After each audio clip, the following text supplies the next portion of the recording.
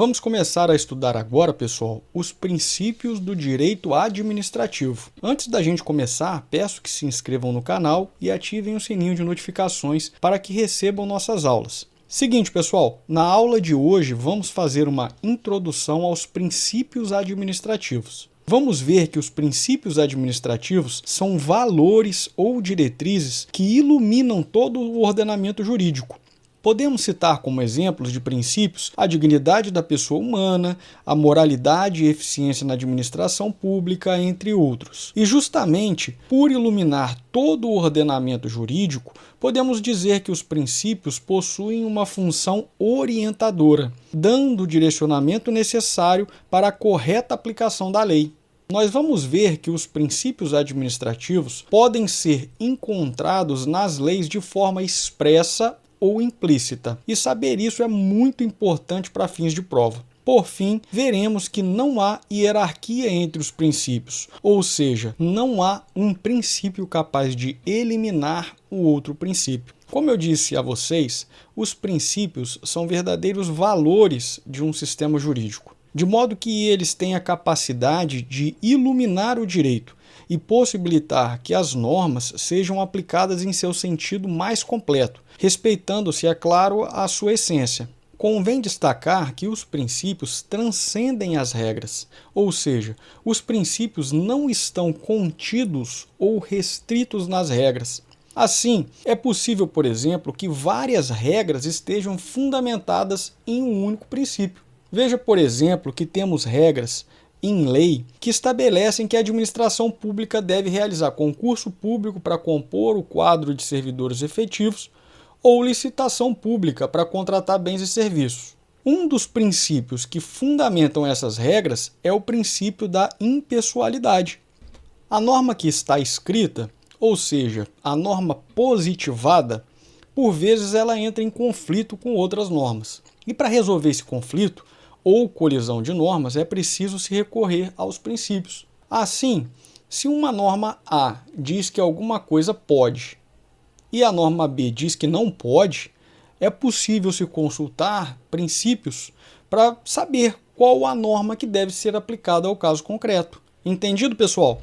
Então, seguindo adiante, justamente por ter uma função superior, que os princípios têm a função de orientar os três poderes do Estado. Assim, os princípios devem ser observados pelo legislador ao produzir as leis, pelo administrador público ao executar as leis e pelo julgador ao aplicar as leis. Outro ponto importante, pessoal, especialmente para fins de prova, é saber que os princípios eles podem ser expressos ou implícitos. Mas antes, é preciso saber de qual lei se trata, para saber se o princípio realmente está expresso ou não.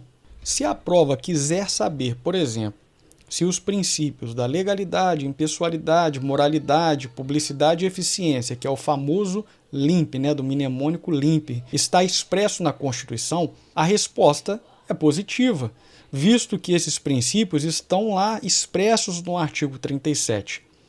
Lá nesse artigo diz o seguinte: a administração obedecerá aos princípios de legalidade, impessoalidade, moralidade, publicidade e eficiência. Está lá expresso o nome do princípio. Por outro lado, temos um exemplo de princípio implícito ou tácito, que é o princípio da segurança jurídica. Nesse caso, não tem um artigo da Constituição Federal que diz expressamente que a segurança jurídica é um princípio. Porém, se a gente ler lá o artigo 5º, inciso 36 da Constituição, ele diz que a lei não prejudicará o direito adquirido, o ato jurídico perfeito e a coisa julgada. Você conseguiu ver na leitura deste artigo, que acabei de ler, expressamente a referência ao princípio da segurança jurídica? Não, né, pessoal? Porém, sabemos que a proteção constitucional de que a lei não atingirá um direito adquirido, por exemplo, decorre do princípio da segurança jurídica. Por isso, consideramos que ele está ali implícito ou tácito no texto constitucional. Entendido até aqui, pessoal? Então vamos seguindo. Outro ponto interessante é que não existe uma hierarquia ou subordinação entre os princípios. Assim, quando há uma colisão entre os princípios, o problema é resolvido pela técnica da ponderação. Por meio desta técnica, não há a desconsideração total de um princípio em relação ao outro. Em verdade, busca-se ali uma harmonização dos princípios, devendo um deles prevalecer no caso concreto. Eu vou te dar um exemplo. É comum no direito vermos o conflito entre o princípio do mínimo existencial e o princípio da reserva do possível. Vemos muito isso no judiciário quando o cidadão entra com uma ação contra o Estado pedindo fornecimento de determinado medicamento, invocando ali o princípio do mínimo existencial a que tem direito o cidadão. Aí vem o Estado e contesta a ação com base no princípio da reserva do possível. Ele alega que não dispõe de recursos para pagar tal medicamento, considerando que isso afetaria outras áreas da saúde por falta de recursos. Nesse caso, o juiz terá que fazer uma ponderação entre os princípios e verificar qual deve ser aplicado no caso concreto. Entendido?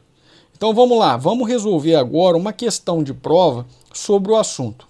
Julgue o item seguinte. Os princípios que balizam a atuação da administração pública estão todos subordinados ao princípio da legalidade, erigido pela Constituição Federal como cláusula pétrea. E aí? Certo ou errado?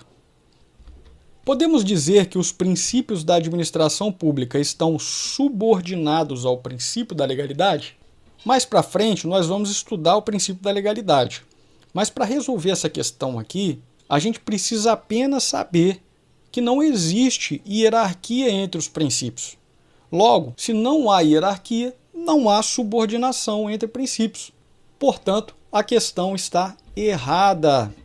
Tá joia, pessoal? Se vocês tiverem dúvidas, postem aí nos comentários e vamos seguir para a próxima aula.